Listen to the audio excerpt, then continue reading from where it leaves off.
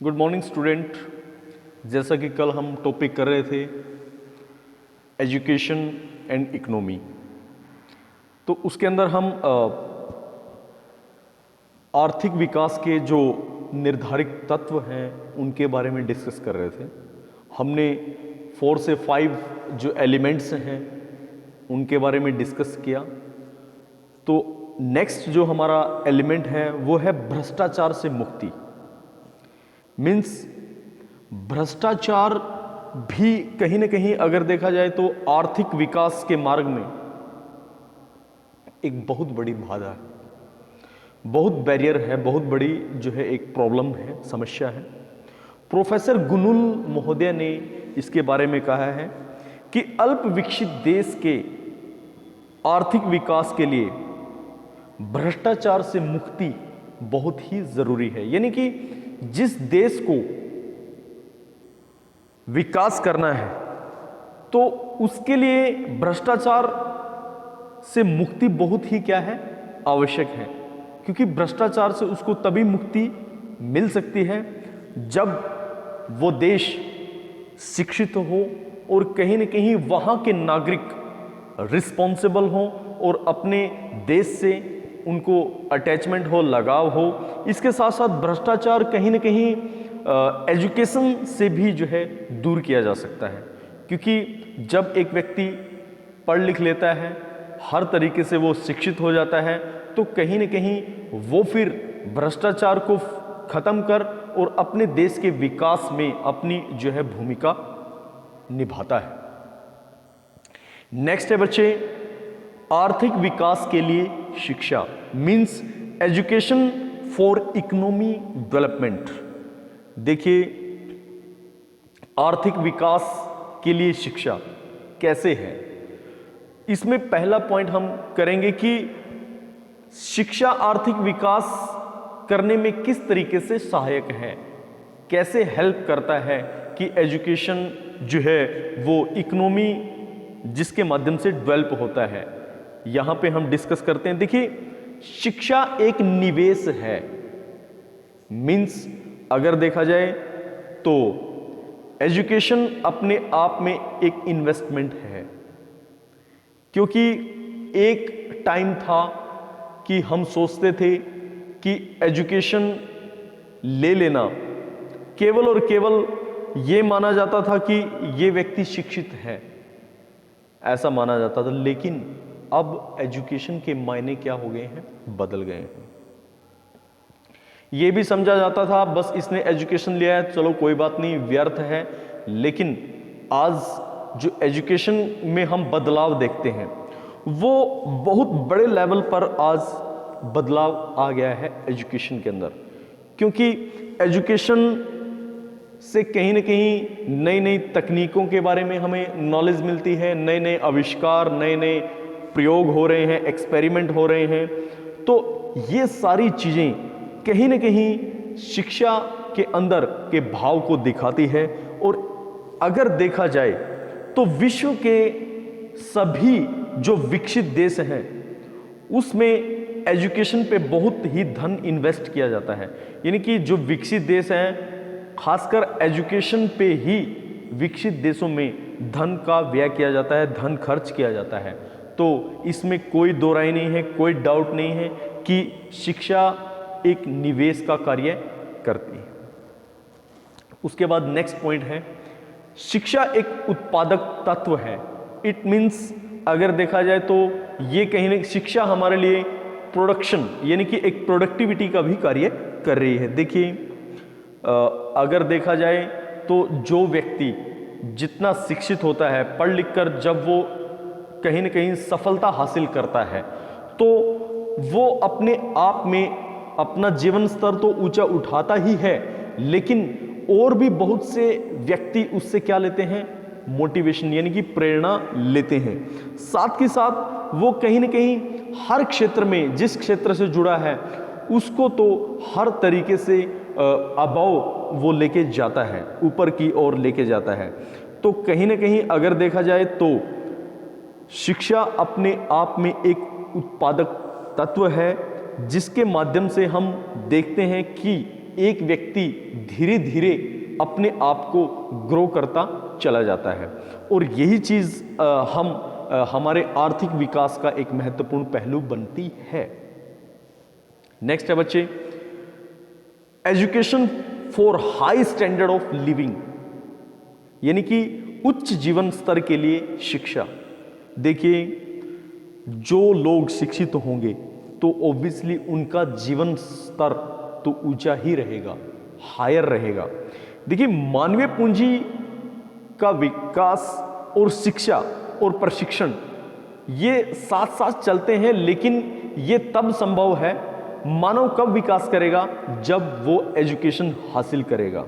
और जब वो एजुकेशन हासिल कर लेता है तो कहीं ना कहीं उसके जीवन स्तर में भी क्या आना शुरू हो जाता है, इंप्रूवमेंट आनी शुरू हो जाती है, क्योंकि उसकी जो आय है वो अधिक हो जाती है और वो व्यक्ति विशेष रूप से बहुत सी चीज़ों में इन्वेस्टमेंट करना शुरू कर देगा। जैसे अपने जीवन को अलग तरीके से डेवलप करने के लिए वो अपने जीवन में बहुत से भौतिक संसाधनों को जुटाना शुरू कर देता है, और साथ साथ उसका लाइफस्टाइल भी बदलता है। जैसे उसका हर तरीके से खान पान, रहन सहन, पहनावा, ये सारी चीज़ें क्या हो जाती हैं, चेंज हो जाती हैं। तो कहीं ना कहीं अगर देखा जाए तो शिक्षा व्यक्ति के जीवन स्तर को ऊंचा उठाने का काम करती है, तो इसमें कोई डाउट नहीं है। और ऐसे बहुत से एग्जाम्पल हम अपनी सोसाइटी में देखते भी हैं। नेक्स्ट है बच्चे,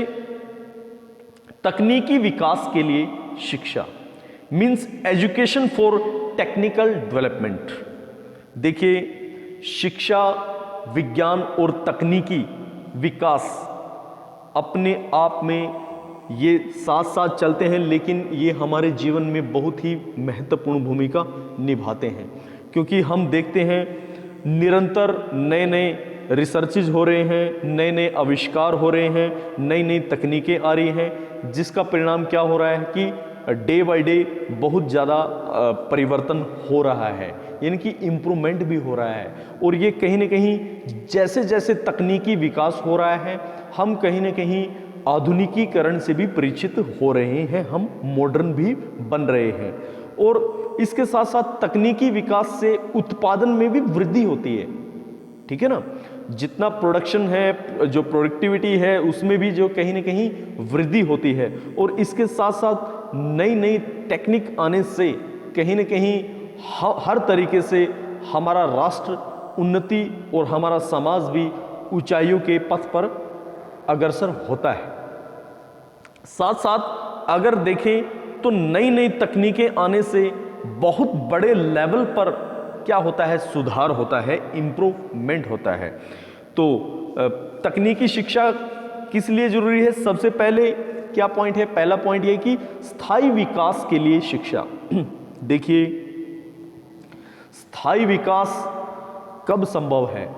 जब हम आर्थिक रूप से एक ऐसी प्रक्रिया लेके आए जिसमें नेचुरल रिसोर्स और साथ साथ पर्यावरण को क्षति न पहुंचे, और साथ साथ अगर देखें तो अपनी हर तरीके की आवश्यकताओं को पूरा करने का हम कार्य करें। और साथ साथ स्थायी विकास एजुकेशन के माध्यम से ही क्या हो सकता है, संभव हो सकता है, ठीक है ना। तो एजुकेशन हमारे लिए कहीं ना कहीं बहुत मायने रखती है, क्योंकि एजुकेशन के बेस पे ही हमारे लिए कुशल और योग्य कारीगर निकलते हैं, सक्षम मानवीय संसाधन हम यूज़ करते हैं, प्रोडक्शन का हमारा जो उत्पादन का जो कार्य है वो भी सुगमता से चलता है। और ये हमारे वर्तमान को तो इम्प्रूव करते ही हैं, साथ साथ हमारे भविष्य को भी नई ऊंचाइयों और बुनियादों पर पहुंचाने का ये कार्य करते हैं। नेक्स्ट है शिक्षा और अर्थशास्त्र में अंतः संबंध, relationship between education and economy. Means शिक्षा और अर्थशास्त्र में आपस में बड़ा ही गहरा संबंध है, क्योंकि हम देखते हैं कि जब तक हम शिक्षा के स्तर को नहीं उठाएंगे, जब तक हम शिक्षा के स्तर को ऊपर लेके नहीं जाएंगे, तब तक आर्थिक विकास संभव नहीं है। और इस तरह से शिक्षा के बिना आर्थिक विकास की कल्पना नहीं की जा सकती। इसके बाद किसी भी देश का लेवल उसके आर्थिक विकास पर क्या करता है, निर्भर करता है। और विकसित देशों में शिक्षा पर बहुत ही अधिक धन यहाँ पर खर्च किया जाता है, क्योंकि वो चाहते हैं कि हम हर तरीके से अपने राष्ट्र को इस तरीके से अबव ऊपर उठाने का कार्य करें कि ताकि यहाँ पर वो पीढ़ी, न्यू जनरेशन इन लोगों से क्या ले, प्रेरणा ले, और वो भी उसी तरीके से हमारे राष्ट्र को आगे बढ़ाते रहें। इसके साथ साथ शिक्षा को एक निवेश के रूप में बाहर देखा जाता है, साथ साथ उत्पादक एलिमेंट्स के तौर पर देखा जाता है। और ये सारी ही चीज़ें कहीं ना कहीं हर तरीके से किससे जुड़ी हुई हैं, इकोनॉमी से जुड़ी हुई हैं। इसी तरीके से शिक्षा के माध्यम से ही हमें कुशल कारीगर मिलते हैं, मानवीय पूंजी मिलती है, और हर तरीके से हमारी बौद्धिक, सामाजिक और साथ साथ भौतिक और हर प्रकार के पक्षों पर एक इस तरीके से जो है उभार आता है कि हम हर पक्ष वो हमारा छूता है और हर पक्ष को हम यहाँ पे देखते भी हैं। साथ साथ इसके माध्यम से हम प्राकृतिक यानी कि अगर देखा जाए तो प्राथमिक स्तर, माध्यमिक स्तर और उच्चतम स्तर और साथ साथ व्यावसायिक स्तर की शिक्षा पर भी जो है वो बहुत ही ज़्यादा धन खर्च करते हैं। तो ये इन्वेस्टमेंट के तौर पे भी हम इसको यूज़ करते हैं। नेक्स्ट है आर्थिक विकास के लिए शिक्षा के उद्देश्य, means AIIMS of education for economy development.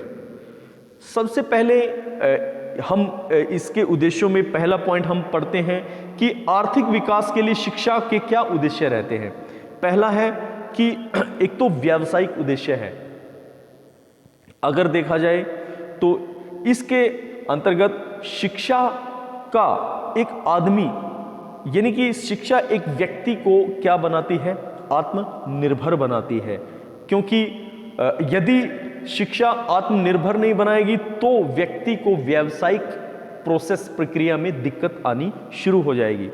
अगर ये कहें कि शिक्षा व्यक्ति को अपने पांव पर खड़ा करने का कार्य करती है, जिसके माध्यम से वो कोई ना कोई जीविका का रिसोर्स अपने जीवन में अपना के अपने जीवन स्तर को इम्प्रूव कर सकता है।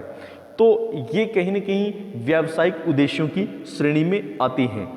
इसके साथ साथ एक कुशल व्यवसायी जो होगा उसके जीवन स्तर में तो वैसे भी जो है हर तरीके का इम्प्रूवमेंट ही रहेगा, क्योंकि व्यवसाय का होना हमारे जीवन में बहुत ही आवश्यक है। क्योंकि यदि हमारे पास व्यवसाय नहीं है तो कहीं ना कहीं हमारा जीवन स्तर भी उस तरीके से ऊंचा नहीं उठ सकता जिस तरीके से ऊंचा उठना चाहिए। तो व्यावसायिक उद्देश्य ये कहीं ना कहीं शिक्षा के उद्देश्यों के अंतर्गत आता है और ये आर्थिक विकास में बहुत महत्वपूर्ण भूमिका निभाता है। नेक्स्ट, चरित्र निर्माण का उद्देश्य है। देखिए, आर्थिक विकास के लिए शिक्षा इसीलिए भी जरूरी है कि ये कहीं ना कहीं व्यक्ति के अंदर चरित्र निर्माण में महत्वपूर्ण भूमिका निभाती है। हम देखते हैं कि हर व्यक्ति के कुछ न कुछ सिद्धांत होते, कुछ प्रिंसिपल होते हैं जो जीवन में उसको आगे बढ़ाने का कार्य करते हैं। और साथ साथ ऐसा व्यक्ति जिसके अंदर सिद्धांत होंगे, आदर्श होंगे, वो व्यक्ति कहीं न कहीं अपने जीवन में उन्नति और प्रगति भी करता है, क्योंकि उसके व्यवहार में वो चीज़ें देखी जाती हैं। ठीक है। और साथ साथ अगर हमें व्यावसायिक स्तर में आगे बढ़ना है, व्यवसाय को लेके आगे चलना है, तो हमारे अंदर चरित्र निर्माण यानी कि हमारे अंदर चारित्रिक विशेषताएं होनी बहुत ज़रूरी हैं। जैसे हम ऑनेस्ट होने चाहिए, हमारे अंदर डिसिप्लिन होना चाहिए, हमारे अंदर कॉर्पोरेशन भी होना चाहिए, बहुत ज़रूरी, यानी कि सहयोग का होना बहुत ज़रूरी है। तो ये सारी क्वालिटी अच्छे चरित्र निर्माण की ओर ही संकेत करती हैं। ठीक है। तो कहने का मीनिंग हमारा ये है कि शिक्षा के उद्देश्य में और आर्थिक विकास के लिए शिक्षा के उद्देश्यों में चरित्र निर्माण भी महत्वपूर्ण भूमिका निभाता है। नेक्स्ट है बच्चे, वैज्ञानिक विकास का उद्देश्य। देखिए, वर्तमान युग क्या है, विज्ञान और तकनीकी का युग है।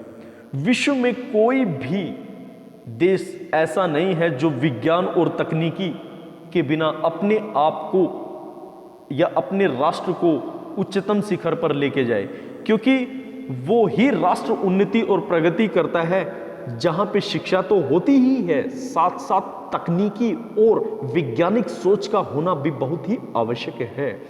यदि वैज्ञानिक सोच हमारे व्यक्तियों में, विद्यार्थियों में होगी तो कहीं ना कहीं हमारा राष्ट्र भी विश्व के एक विशेष पटल पर अपने आप को रखेगा और समझेगा और महसूस करेगा।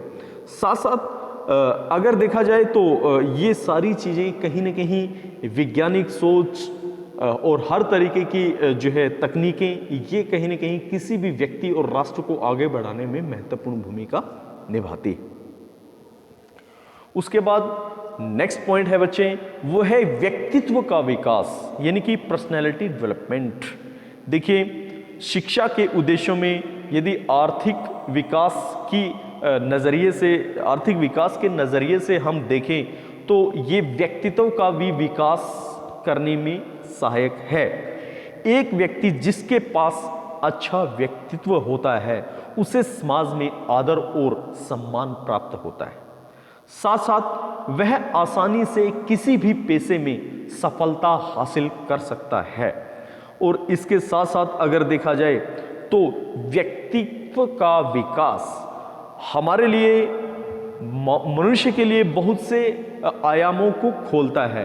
वो आयाम कौन से हैं? जैसे ऐसे व्यक्तित्व जिसके अंदर, जिसका जो है पर्सनैलिटी डेवलपमेंट होता है, उस व्यक्ति के अंदर बहुत से गुण होते हैं, जैसे सामाजिक गुण होते हैं, ठीक है ना, वो सोशली होता है, बौद्धिक रूप से उसका पक्ष मजबूत होता है, भावात्मक रूप से भी वो स्ट्रोंग होता है, और साथ साथ उसके नैतिक पक्ष भी क्या होते हैं, बहुत ही स्ट्रोंग होते हैं, सशक्त होते हैं। तो आर्थिक विकास के लिए हमने शिक्षा से संबंधित इन उद्देश्यों को पढ़ा। आगे हम डिस्कस करते हैं आर्थिक विकास के लिए पाठ्यक्रम, यानी कि करिकुलम फॉर इकोनॉमी डेवलपमेंट, यानी कि आर्थिक विकास के लिए पाठ्यक्रम कैसा होना चाहिए। देखिए, सबसे पहले कैसा पाठ्यक्रम होना चाहिए आर्थिक विकास के लिए? पहला पॉइंट है विविधता का सिद्धांत, यानी कि डायमेंशन उसके अंदर होना जरूरी है। ये चीजें देखी जाती हैं। देखिए, पाठ्यक्रम में सभी के लिए विविधता होनी चाहिए, क्योंकि हर विद्यार्थी की अपनी अपनी रुचि होती है, अपनी योग्यता होती है, अभिवृत्तियां होती हैं, साथ साथ कुछ बौद्धिक आवश्यकताएं भी होती हैं। तो पाठ्यक्रम में डाइवर्सिटी का होना बहुत ज़रूरी है, विविधता का होना ज़रूरी है। यदि हमारे पाठ्यक्रम में जितनी विविधता होगी तो छात्र उतनी ही जो है एंटरटेनमेंट तरीके से या फिर रुचिकर तरीके से उस पाठ्यक्रम को फॉलो करते हैं। तो पाठ्यक्रम में यदि हमें आर्थिक विकास करना है तो विविधता का सिद्धांत ज़रूरी है, आवश्यक है। उसके बाद है उपयोगिता का सिद्धांत, यानी कि यूजफुल पाठ्यक्रम होना चाहिए। देखिए, इस सिद्धांत में उन्हीं विषयों और क्रियाओं या अनुभवों को शामिल करना चाहिए अपने पाठ्यक्रम में जिसके माध्यम से बालक में या बच्चे में वृद्धि और विकास हो सके और वो समाज को अलग ऊंचाइयों पर पहुंचाने का कार्य करे। साथ साथ जो पाठ्यक्रम हमने लिया है, जो पाठ्यक्रम हमने अपने पाठ्यक्रम को देखा है, महसूस किया है, तो कहीं ना कहीं वो उपयोगी भी हो, कहीं ना कहीं वो हमारे काम आए हमारे जीवन में। तो ऐसा पाठ्यक्रम होना चाहिए, तभी ही राष्ट्र में आर्थिक विकास संभव है। उसके बाद है नेक्स्ट है फ्लेक्सिबिलिटी, यानी कि लचीलापन हमारे पाठ्यक्रम में होना बहुत ज़रूरी है। देखिए बच्चे, आर्थिक स्तर को सुधारने के लिए पाठ्यक्रम में इतना लचीलापन होना चाहिए ताकि एक व्यक्ति ज़रूरत के हिसाब से अगर उसमें कुछ बदलाव करना पड़ जाए, ठीक है ना, कुछ चेंज करना पड़ जाए तो पाठ्यक्रम में कुछ बदलाव हो सके, ठीक है ना। तो पाठ्यक्रम के अंदर ये सिद्धांत होना बहुत ज़रूरी है कि फ्लेक्सिबिलिटी हो पाठ्यक्रम में, ठीक है। तो ये आर्थिक विकास के लिए बहुत ही क्या है, आवश्यक है। नेक्स्ट है नेक्स्ट पॉइंट है फोर्थ, वो है व्यावसायिक सिद्धांत। देखिए हमारा पाठ्यक्रम सामान्य पक्षों के साथ साथ व्यावसायिक भी होना जरूरी है, क्योंकि यदि वो हमारा पाठ्यक्रम व्यावसायिक नहीं होगा, ठीक है ना, व्यवसाय परक नहीं होगा, तो कहीं ना कहीं पाठ्यक्रम अपने आप में फिर बदलना पड़ेगा। तो हमारे पाठ्यक्रम में वो कौन कौन से जो है एलिमेंट्स हैं वो शामिल होने चाहिए जो उसको व्यावसायिक सिद्धांत की ओर लेके जाए। तो उस पाठ्यक्रम में देखिए पहला पॉइंट है विज्ञान और तकनीकी की जो है शिक्षा होनी चाहिए। उसके बाद कंप्यूटर की शिक्षा उसके अंदर होनी बहुत ज़रूरी है। साथ साथ गणित का भी ज्ञान बच्चों को दिया जाए, पाठ्यक्रम में वो चीज़ें शामिल हों व्यावसायिक स्तर पर, तभी वो आगे बढ़ पाएंगे। इसके साथ साथ कुछ कार्य अनुभव की वर्क जो है एक्सपीरियंस की भी शिक्षा बालकों को पाठ्यक्रम के अंतर्गत दी जाए। साथ साथ पर्यावरण की शिक्षा, इन्वायरमेंट की एजुकेशन भी बच्चों को दी जाए, पाठ्यक्रम में शामिल होनी चाहिए। साथ साथ पाठ्यक्रम सामाजिक स्तर को इम्प्रूव करने वाला हो, तो ये चीज़ें पाठ्यक्रम में शामिल होनी ज़रूरी है। साथ साथ नेक्स्ट हम डिस्कस करते हैं शिक्षण विधियाँ, यानी कि मेथड ऑफ टीचिंग। देखिए शिक्षण को प्रभावी बनाने के लिए हमें कौन कौन सी विधियाँ वो अपने टीचिंग में लेके आनी चाहिए, उनके बारे में हम डिस्कस करते हैं। पहला देखिए, पहली विधि कौन सी होनी चाहिए हमारे पाठ्यक्रम में जिससे हमारा टीचिंग इफेक्टिव हो, ठीक है ना, तो वो कौन सी विधि? देखिए पहला है प्रयोगात्मक, यानी कि एक्सपेरिमेंटल मेथड से टीचिंग कराई जाए। उसके बाद है समस्या समाधान, यानी कि प्रॉब्लम सॉल्विंग मेथड भी होना हमारी टीचिंग में बहुत ज़रूरी है। हमारी टीचिंग का एक विशेष जो है ये भी एस्पेक्ट है। इसके साथ साथ योजना विधि, यानी कि प्लानिंग के हिसाब से हमें चीज़ों को लेके चलना पड़ेगा। एक जो है ये चीज़ें हमारे पाठ्यक्रम में शामिल होनी चाहिए। उसके बाद है व्याख्यान या फिर प्रदर्शन करना, यानी कि अगर देखा जाए तो अपने टॉपिक को किस तरीके से एक्सप्लेनेशन किया जाता है, एक्सप्लेन किया जाता है, तो ये सारी चीज़ें हमारे पाठ्यक्रम में ये शिक्षण विधियों में शामिल होनी ज़रूरी है। उसके बाद है प्रश्नोत्तरी, यानी कि क्वेश्चनियर भी हमारे पाठ्यक्रम में शामिल होना बहुत ज़रूरी है। साथ साथ खेल स्पोर्ट्स से भी रिलेटेड जो है चीज़ें हमारे पाठ्यक्रम में या हमारी शिक्षण विधियों में शामिल हों। योजना और ये विधि तो हमने पहले भी इसके बारे में चर्चा की है, तो ये सारी विधियां हमारे पाठ्यक्रम में शामिल हो ताकि हमारा टीचिंग क्या बन सके, इफेक्टिव बन सके। तो इस प्रकार से हम कह सकते हैं कि अगर शिक्षा नहीं है, कंक्लूजनली तौर पर हम कह सकते हैं अगर एजुकेशन नहीं है किसी भी राष्ट्र में, तो वो राष्ट्र उन्नति और विकास के चरम पथ पर नहीं पहुंच सकता। वो राष्ट्र हर तरीके से पिछड़ेगा, इकोनॉमी रूप से भी पिछड़ेगा और सामाजिक रूप से भी। तो कहीं ना कहीं एक राष्ट्र में ये चीज़ें होना बहुत ज़रूरी है कि उसका एजुकेशन सिस्टम स्ट्रॉन्ग रहे, तभी हम एक अच्छे जो है प्लेटफॉर्म पर विश्व में खड़े हो सकते हैं। क्योंकि यदि हम बच्चों को शिक्षा नहीं देंगे तो कहीं ना कहीं हमारा राष्ट्र उन्नति और प्रगति नहीं करता और ना ही आगे बढ़ पाएगा। किसी विद्वान ने ये बात कही है कि यदि आपको किसी राष्ट्र को कोलैप्स करना है, खत्म करना है, उसका विनाश करना है, तो एक ही चीज़ उस राष्ट्र से आप छीन लीजिए, वो है एजुकेशन। यदि उस राष्ट्र से आपने एजुकेशन को निकाल दिया तो वो राष्ट्र खुद ब खुद क्या हो जाएगा, फिनिश हो जाएगा, विनाश हो जाएगा। तो कहने का मीनिंग ये है कि एजुकेशन ही एक बेस है किसी भी राष्ट्र को ऊंचाई पर पहुंचाने के लिए, एक अलग लेवल पर लेके जाने के लिए। तो आज के लिए बच्चे हमारा यही टॉपिक है, यहाँ टॉपिक फिनिश भी होता है। Thank you. नेक्स्ट हम न्यू टॉपिक के साथ मिलेंगे।